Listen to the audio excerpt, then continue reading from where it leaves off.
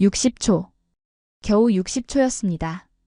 영국에서 30년을 취재했지만 포가 스스로 조준하고 자동으로 장전되는 걸 그렇게 빠르게 본 건 처음이었습니다. 두 명이 탑승해 좌표를 입력하자 포탑이 돌고 첫 발이 나갔습니다. 1분에 10발. 사격 직후 즉시 이동. 헬기로 산과 섬에도 곧장 옮겨 바로 배치할 수 있는 이 한국 자주포. 한 대 예산으로 여러 대를 굴릴 수 있다면 전장의 주도권은 누가 잡을까요? 그 순간 큰 포가 무조건 강하다는 제 상식이 무너졌습니다. 한국이 바꾼 전장의 공식 지금부터 공개합니다. 여기서 잠깐 좋아요와 구독 버튼을 눌러주시면 영상 제작에 큰 힘이 됩니다. 개인정보 보호를 위해 실제 사연이 일부 각색되었음을 다시 한번 알려드립니다. 안녕하세요. 저는 리처드 콜린스입니다. 영국에서 30년간 군사 전문 기자로 활동해왔죠. 바르샤바 국제방산전시회 취재차 왔는데 솔직히 별다른 기대는 없었어요. 동유럽 전시회는 보통 서구 무기들의 재탕이거든요. 전시장 입구부터 묘한 분위기였습니다. 폴란드 언론들이 평소보다 들떠 있더군요. 오늘 뭔가 특별한 게 공개된다며 수군거리고 있었어요. 저는 어깨를 으쓱했죠. 특별하다는 게 고작 독일제 레오파르트의 개량형이나 미국제 M777 곡사포 정도겠어요. 한국관 앞을 지나가는데 눈길을 끄는 게 있었습니다. 작고 앙증맞은 자주포 하나가 전시되어 있더군요. 안내판을 보니 K105A1 현마 자주포라고 적혀 있어요. 105mm 구경이라고 하네요. 한국 전시 담당자가 다가와서 자랑스럽게 설명했습니다. 최신형 공수 자주포입니다. 분당 10발 속사가 가능하고 헬리콥터로 수송할 수 있어요. 그 순간 저는 참을 수 없이 코웃음이 나왔습니다. 105mm요? 헬기로 옮길 수 있다고요? 이건 장난감이지 전장이 얼마나 치열한데요. 30년 경험상 현대전은 화력이 전부입니다. 155mm가 최소 기준이죠. 독일 PZH-2000, 영국 AS-90, 미국 M109A7 팰러딘. 이런 게 진짜 무기라고요. 그런데 105mm라니요. 담당자가 당황하며 설명을 이어갔어요. 2명만으로 운용 가능하고 자동 장전 시스템이. 2명이요? 저는 고개를 저었습니다. PZH-2000도 5명 운용인데 2명으로 뭘 할 수 있겠어요? 그것도 105mm로요. 주변에 폴란드 기자들이 몰려들기 시작했어요. 이상하게도 다들 진지한 표정이더군요. 한 기자가 질문했습니다. 사거리는 어느 정도입니까? 표준탄 기준 18km, 로켓 보조탄 사용 시 30km입니다. 저는 속으로 비웃었어요. 독일 PZH-2000은 기본 40km, 로켓 보조탄으로 56km까지 나가거든요. 역시 한국제는 스펙부터 한 수 아래네요. 그때 폴란드 국방부 관계자가 나타났습니다. 40대 여성 장교였는데 계급장을 보니 대령이었어요. 나중에 안나라는 이름을 알게 됐죠. 안나가 한국 담당자와 진지하게 대화했습니다. 내일 실사격 시연 준비는 완료됐나요? 네, 모든 준비가 끝났습니다. 좋습니다. 우리 국방부 실무진이 직접 참관하겠어요. 저는 어이가 없었습니다. 실사격 시연까지 한다고요? 저 장난감 같은 걸로요? 안나가 저를 보더니 말했어요. 기자님도 내일 참관하시죠. 아마 놀라실 겁니다. 놀랍다니요? 105mm가요? 저는 비웃으며 말했습니다. 서방 표준에서 보면 이건 경장갑차 상대용 직사포 수준이에요. 그렇게 생각하신다면 더욱 와보세요. 왜 우리가 이 무기를 주목하는지 이해하시게 될 겁니다.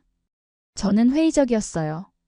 폴란드가 예산 부족으로 차선책을 택하는 거겠죠.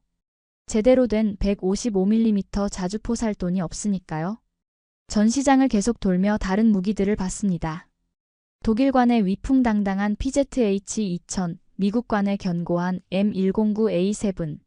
이런 게 바로 진짜 화포죠. 두께 5cm 장갑에 사거리 40km 이상. 이게 현대전의 기준이라고요. 그런데 이상한 건 폴란드 언론과 군 관계자들이 모두 한국관으로 몰려든다는 거였어요. 마치 무슨 혁신적인 무기라도 되는 양 말이죠. 저는 이해할 수 없었습니다. 105mm 자주포가 155mm를 이길 수 있을까요? 물리 법칙을 거스르는 일이죠. 하루 종일 취재하면서도 머릿속에는 그 작은 한국 자주포가 맴돌았어요. 분명 뭔가 착각하고 있는 사람들이 있을 겁니다. 내일 시연을 보면 확실해지겠죠. 다음 날 아침 전시장은 더욱 활기찼습니다. 폴란드 현지 언론들이 한국 현마 자주포 앞에 삼삼오오 모여들더군요. 카메라를 들이대며 열심히 촬영하고 있었어요. 저는 커피를 마시며 그 광경을 지켜봤습니다. 정말 이해할 수 없네요. 그때 옆에서 익숙한 목소리가 들렸어요. 리처드, 자네도 왔군. 돌아보니 클라우스였습니다. 독일 라인메탈사에서 일하는 50대 세일즈맨이죠. 유럽 방산업계에서는 꽤 유명한 인물이에요. 클라우스, 자네도 이 광경을 보고 있었나? 클라우스는 고개를 저으며 말했어요. 한국이 값싼 무기로 유럽 시장을 흔들려고 하는군. 참 뻔뻔한 일이야. 그러게 말이에요. 105mm로 뭘 하겠다는 건지 모르겠어요. 자네도 알잖아. 유럽은 155mm가 표준이라고. 레오파르트 2와 PZH 2000만이 진정한 유럽의 기준이지. 클라우스의 말이 맞았습니다. 독일 무기는 수십 년간 유럽의 표준이었어요. 견고함과 신뢰성에서 타의 추종을 불허하죠. 그런데 폴란드 군 관계자들의 반응은 달랐습니다.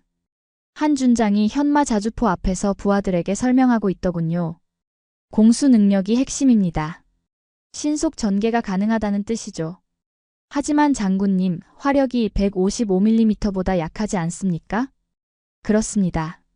하지만 우리에게 필요한 건 화력보다 기동성일 수도 있어요.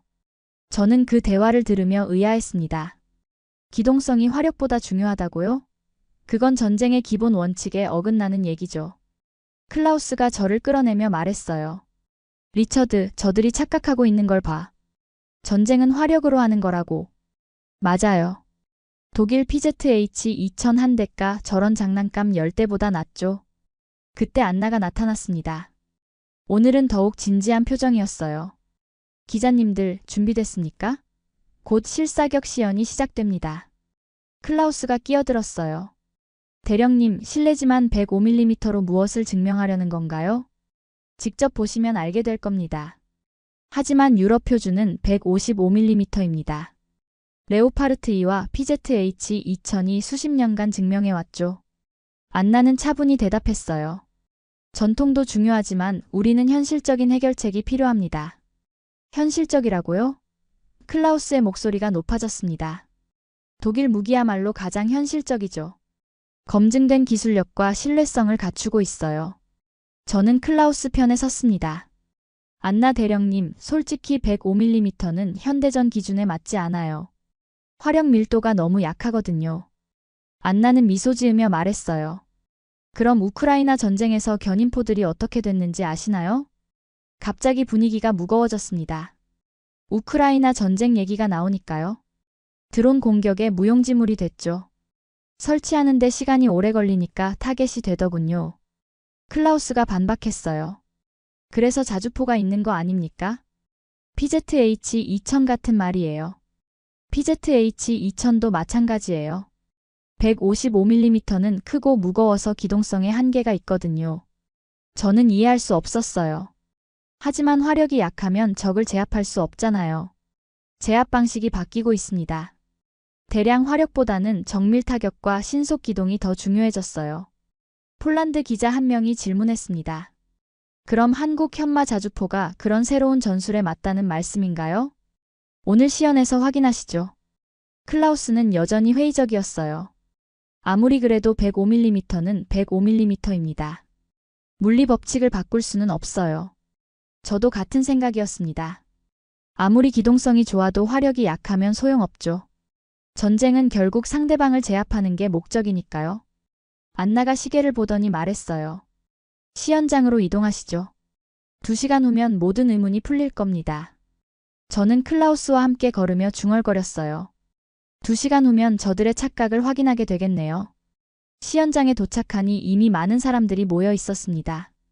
폴란드 국방부 고위 관계자들, 각국 기자들, 그리고 다른 나라 무기업체 관계자들까지 말이에요. 생각보다 관심이 뜨겁더군요. 저는 클라우스 옆에 앉으며 중얼거렸어요. 이 정도 관심을 받을 만한 무기인가요? 과대포장이지. 곧 실체가 드러날 거야. 안나가 마이크를 잡고 브리핑을 시작했습니다. 오늘 시연에 앞서 우리가 왜 K105A1 현마 자주포에 주목하는지 설명드리겠습니다. 스크린에 각종 수치들이 나타났어요.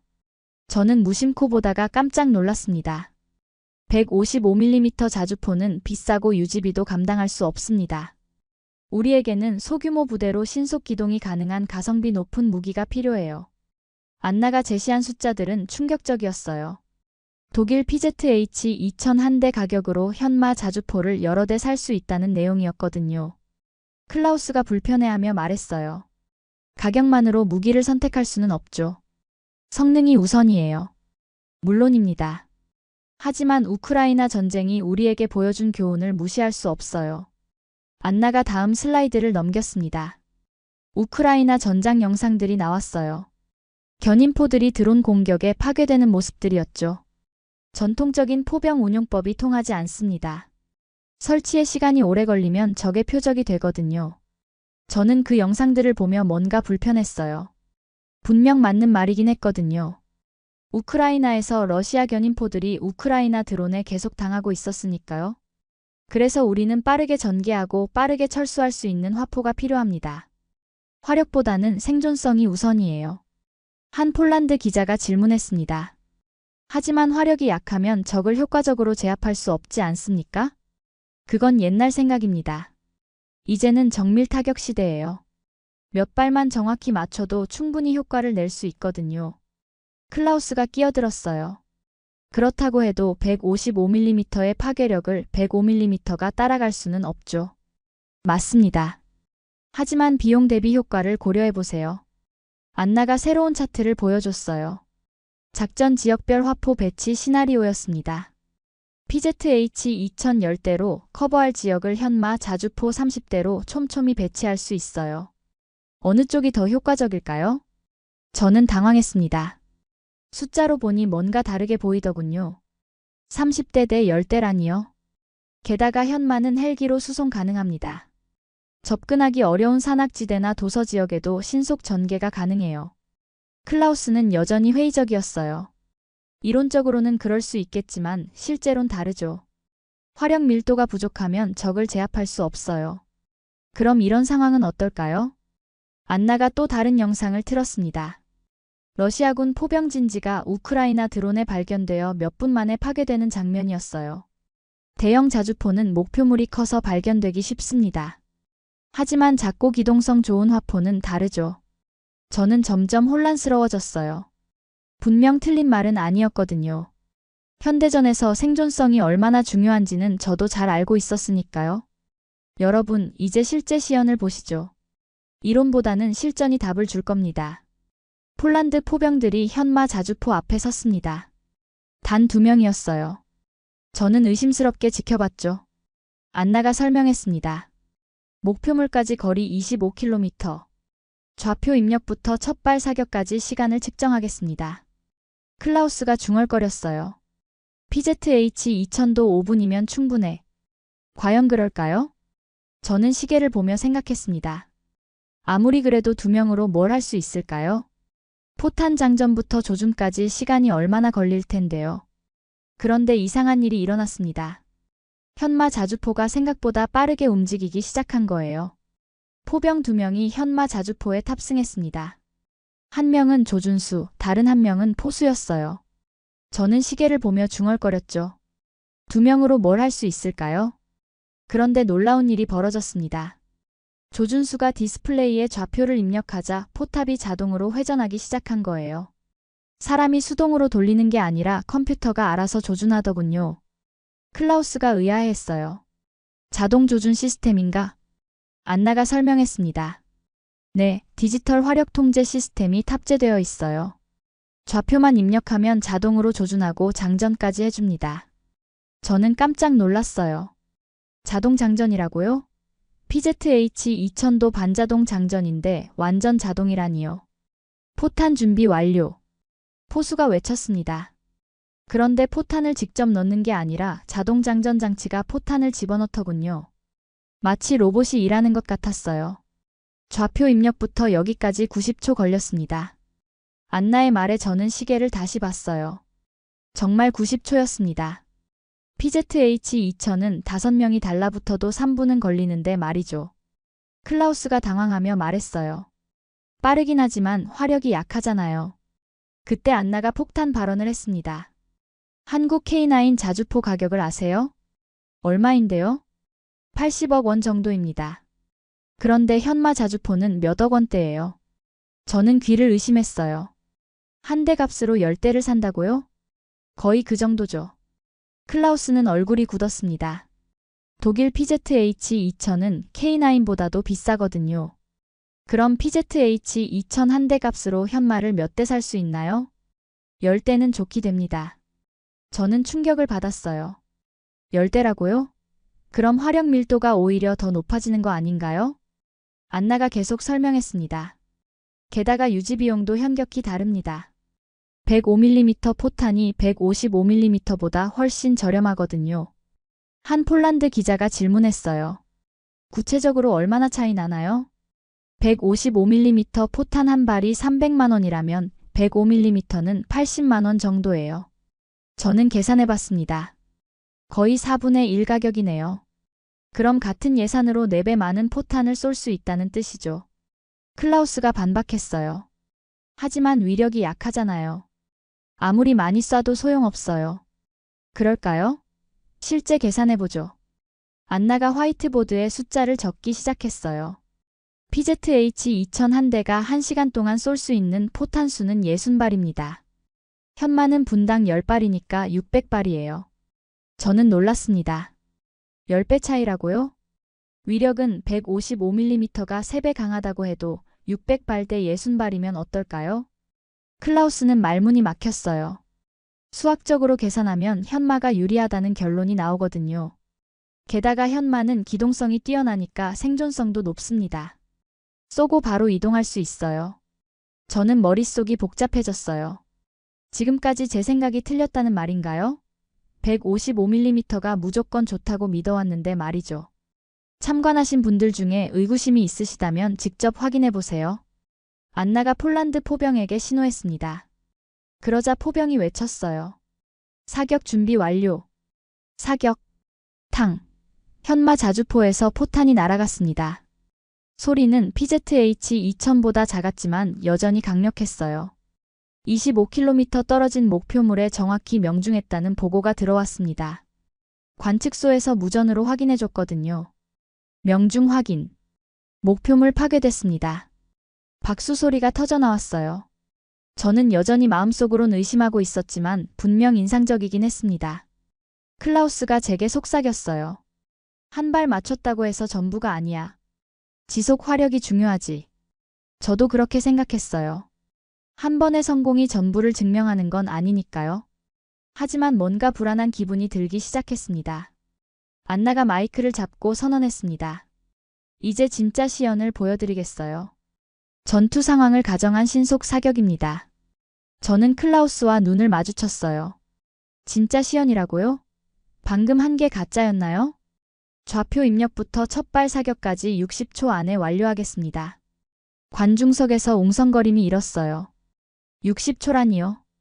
PZH-2000도 준비만 3분은 걸리는데 말이죠. 클라우스가 중얼거렸어요. 불가능해. 아무리 자동화되어 있어도 60초는 무리야. 저도 같은 생각이었습니다. 포탄 장전하고 조준하고 화력 계산까지 하려면 아무리 빨라도 2분은 걸릴 텐데요. 타이머 시작. 안나의 신호와 함께 시간 측정이 시작됐습니다. 스크린에 초시계가 떴어요. 모든 사람들이 숨죽이며 지켜봤죠.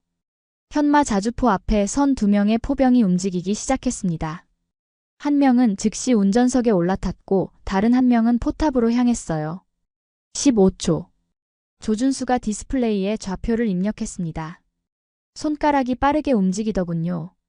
동시에 포탑이 자동으로 회전하기 시작했어요. 저는 놀랐습니다. 사람이 수동으로 돌리는 게 아니라 컴퓨터가 알아서 정확한 방향을 찾아가고 있었거든요. 30초. 자동 장전 장치가 작동했습니다. 로봇팔처럼 생긴 장치가 포탄을 집어서 포구에 넣더군요. 사람 손이 전혀 닿지 않았어요.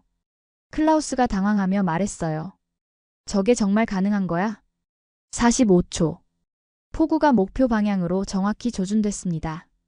고도가까지 자동으로 계산되어 올라갔어요. 조준수는 그냥 앉아서 디스플레이만 보고 있었죠. 55초 사격 준비 완료. 포수가 외쳤습니다. 정말 60초도 안 걸렸어요. 저는 믿을 수 없었습니다.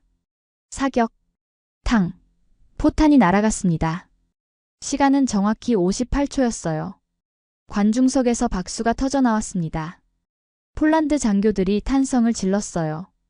대단합니다. 58초 만에 사격이라니. 저는 여전히 의심스러웠어요. 빠르긴 하지만 정확히 맞췄는지는 확인해 봐야죠. 무전기에서 목소리가 들려왔습니다. 관측소에서 보고합니다. 목표물에 정확히 명중했습니다. 관중석이 다시 들썩였어요. 정말 맞췄다는 거죠. 안나가 계속 설명했습니다. 이제 연속 사격을 보여드리겠어요. 분당 10발이 가능합니다. 클라우스가 놀라며 말했어요. 분당 10발이라고? PZH-2000도 분당 3발인데 자동 장전 시스템 덕분입니다. 정말로 포탄이 계속 나갔어요. 탕, 탕, 탕. 6초마다 한 발씩 정확히 발사되더군요. 저는 시계를 보며 세어봤습니다. 1분 동안 정확히 10발이 나갔어요. 믿기 어려운 속도였죠. 모든 포탄이 목표 지역에 명중했습니다. 관측소에서 또 확인해줬어요. 저는 점점 혼란스러워졌습니다. 이게 정말 105mm의 성능인가요? 한 폴란드 기자가 질문했어요. 이 속도로 계속 쏠 수 있나요? 30분 연속 사격이 가능합니다. 포탄만 충분하면요. 30분 연속이라고요? 그럼 300발을 쏠 수 있다는 뜻이네요. PZH-2000은 과열 때문에 그렇게 오래 못 쏘는데 말이죠. 클라우스는 얼굴이 굳어 있었어요. 저게 정말 105mm 성능이야? 저도 같은 생각이었습니다. 지금까지 본 105mm와는 완전히 달랐거든요. 안나가 마지막 설명을 했어요. 그리고 가장 중요한 건 이겁니다. 스크린에 새로운 영상이 나왔어요. 현마 자주포가 사격 후 즉시 이동하는 모습이었습니다. 쏘고 즉시 이동 가능합니다. 적의 역추적을 피할 수 있어요. 영상 속 현마는 사격 후 30초 만에 자리를 떴어요. 다른 155mm 자주포들은 철수 준비만 5분은 걸리는데 말이죠. 저는 충격을 받았습니다. 이게 바로 안나가 말한 생존성이구나 싶었어요. 관중석의 박수 소리가 점점 커졌습니다. 폴란드 국방부 관계자들의 표정도 만족스러워 보였어요. 저는 클라우스를 봤습니다. 클라우스도 말문이 막힌 표정이었죠. 처음으로 이런 생각이 들었습니다. 이건 정말 다르다고 말이에요. 시연이 끝나고 질의응답 시간이 시작됐습니다. 저는 여전히 머릿속이 복잡했어요. 방금 본 게 정말 현실인가 싶었거든요. 클라우스가 자리에서 일어났습니다. 얼굴이 굳어 있더군요. 잠깐만요. 아무리 성능이 좋다고 해도 전통을 무시할 수는 없습니다. 모든 시선이 클라우스에게 집중됐어요. 클라우스는 목소리를 높였습니다. 독일 무기는 70년간 유럽을 지켜왔습니다. 레오파르트 2, PZH-2000이 바로 그 증거죠. 이런 전통과 신뢰성을 한순간의 시연으로 뒤집을 수 있나요? 박수 소리가 일부에서 나왔어요. 여전히 독일 무기를 신뢰하는 사람들이 있었거든요. 독일 제품은 검증됐습니다. 수많은 실전을 거쳤고 신뢰성이 입증됐어요. 한국 무기가 그런 검증을 받았나요? 클라우스의 공격이 날카로웠습니다. 저도 어느 정도 일리가 있다고 생각했어요. 안나가 조용히 일어났습니다. 표정이 차분했어요. 클라우스 씨 말씀이 맞습니다. 전통은 중요하죠. 하지만 질문이 있어요. 안나가 클라우스를 똑바로 봤습니다.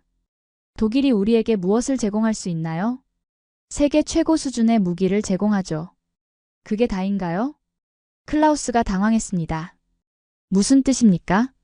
한국은 단순 공급자가 아닙니다. 우리는 산업 파트너예요. 안나가 스크린을 가리켰어요. K2PL 탱크 현지 생산 계획이 나와 있었습니다. K2PL은 폴란드에서 생산됩니다. 기술 이전도 포함해서요. 독일이 그런 걸 해줄 수 있나요? 클라우스는 말문이 막혔어요. 독일 회사들은 기술 이전을 꺼리거든요. 핵심 기술은 절대 넘겨주지 않죠. 폴란드 청년들이 탱크를 만들고 자주포를 만들게 됩니다. 우리 경제에도 도움이 되고 기술력도 늘어나요. 저는 놀랐습니다. 단순히 무기를 파는 게 아니라 산업 전체를 이전한다고요?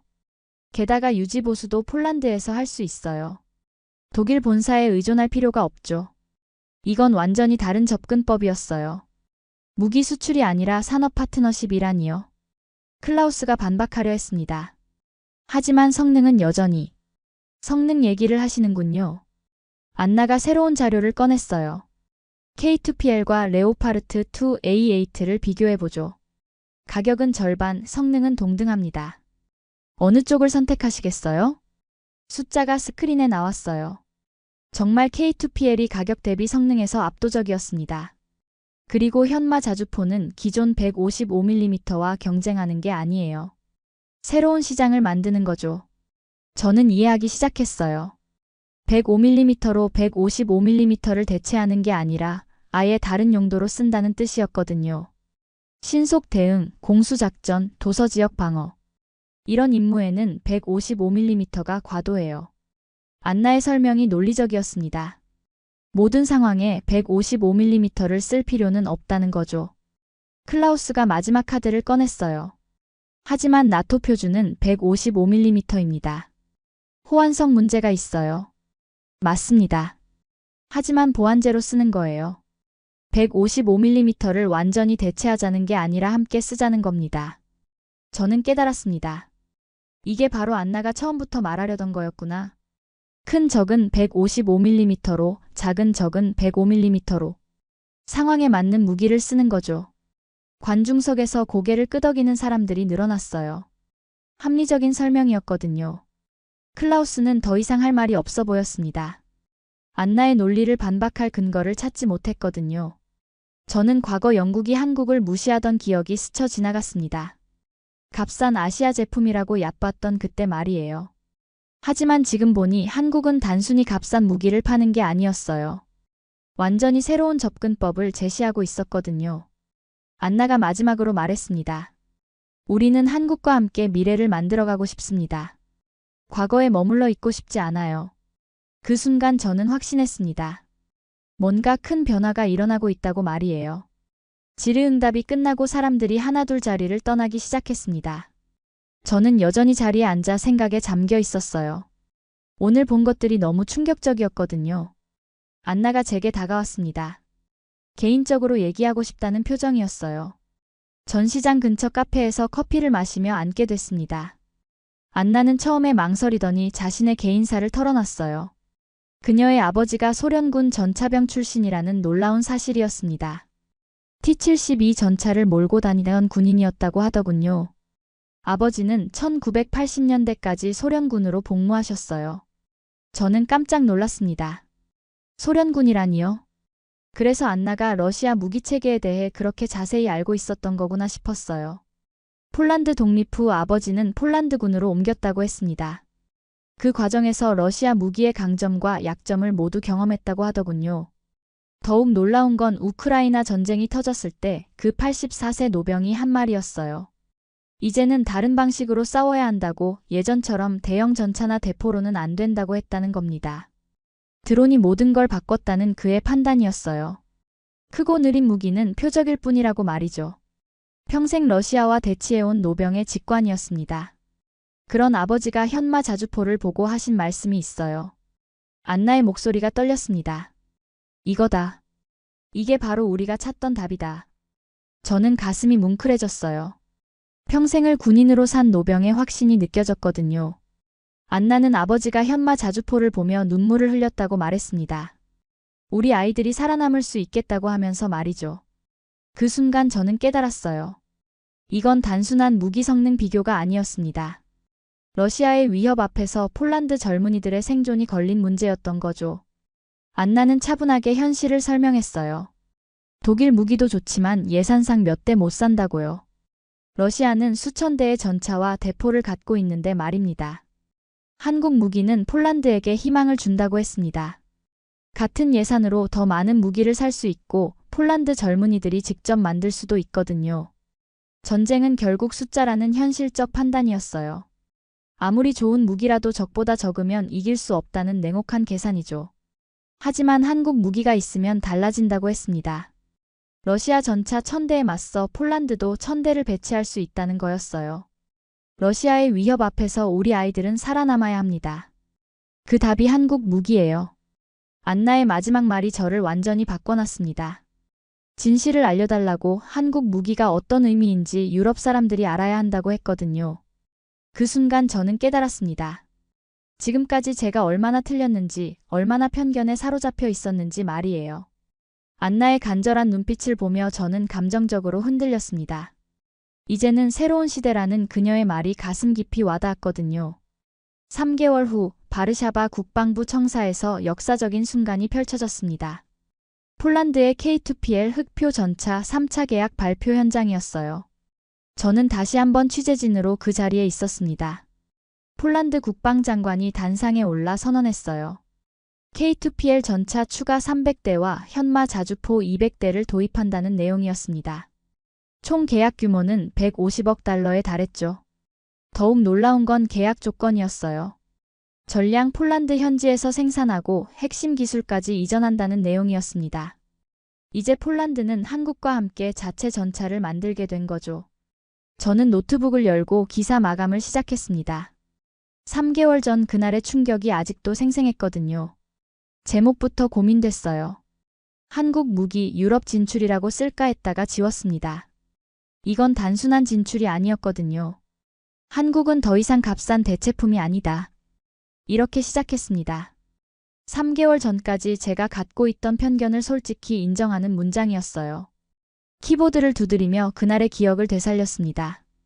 105mm를 보고 코웃음을 쳤던 제 모습이 부끄러웠어요. 진짜 혁신은 크기가 아니라 사고방식에 있었는데 말이죠. 유럽의 전장을 바꾸는 새로운 기준이 등장했다. 다음 문장을 적었습니다. 한국 무기가 단순히 기존 무기를 대체하는 게 아니라 완전히 새로운 패러다임을 제시했다는 뜻이었어요. 현마 자주포의 60초 준비 시간이 떠올랐습니다. 분당 10발의 속사력도 말이죠. 숫자만으로도 충격적이었지만 더 중요한 건 철학의 변화였어요. 화력보다 기동성, 크기보다 효율성, 전통보다 혁신. 한국 무기가 보여준 건 바로 이런 새로운 사고방식이었습니다. 기사에 안나와의 대화 내용도 포함했어요. 84세 노병이 현마 자주포를 보며 흘린 눈물 얘기 말이죠. 그 순간이야말로 이 모든 변화의 핵심을 보여주는 장면이었거든요. 클라우스의 당황한 표정도 떠올랐습니다. 70년간 유럽을 지배해온 독일 무기 신화가 흔들리는 순간이었어요. 전통과 권위만으로는 더 이상 통하지 않는다는 걸 보여준 사건이었죠. 가격 대비 효과의 충격적 차이도 적었습니다. PZH 2000 한 대 값으로 현마 자주포 10대를 살 수 있다는 현실 말이에요. 이건 단순한 경제성을 넘어선 전략적 우위였습니다. 기사 말미에 가장 중요한 메시지를 담았어요. 한국의 현마 자주포와 K 흑표는 단순한 무기가 아니라 새로운 전쟁 패러다임을 여는 열쇠다. 이 문장을 쓰면서 제 마음도 확실해졌습니다. 한국은 이제 글로벌 방산업계의 게임 체인저라는 확신이 들었거든요. 마지막 문단을 추가했습니다. 폴란드의 선택은 동유럽 전체로 확산되고 있다. 체코, 헝가리, 루마니아까지 한국 무기에 관심을 보이고 있다. 이제 한국 전군이 포병이 된 이유를 유럽이 깨닫고 있는 것이다. 기사를 다 쓰고 나서 저는 잠시 창밖을 바라봤습니다. 바르샤바 시내 곳곳에서 K2PL 전차가 시험 주행하는 모습이 보였어요. 3개월 전 그 전시장에서 저는 완전히 다른 사람이 됐습니다. 30년간 쌓아온 고정관념이 하루 만에 무너진 거죠. 한국 무기를 통해 저는 더 큰 교훈을 얻었어요. 진정한 혁신은 예상치 못한 곳에서 나온다는 것, 그리고 편견이야말로 진실을 가리는 가장 큰 장벽이라는 것 말이에요. 기사 송고 버튼을 누르며 저는 미소 지었습니다. 이제 유럽 방산업계의 판도가 완전히 바뀔 거라는 확신이 들었거든요. 한국이 보여준 건 단순한 무기가 아니라 미래였습니다. 오늘의 사연은 여기까지입니다. 여러분은 어떻게 생각하시나요? 댓글로 여러분의 생각을 남겨주시고 영상이 마음에 드셨다면 좋아요도 꼭 눌러주세요. 다음에도 더 흥미진진한 사연으로 찾아뵙겠습니다. 지금까지 감동 나누기의 유나였습니다. 긴 영상 끝까지 시청해주셔서 정말 감사합니다.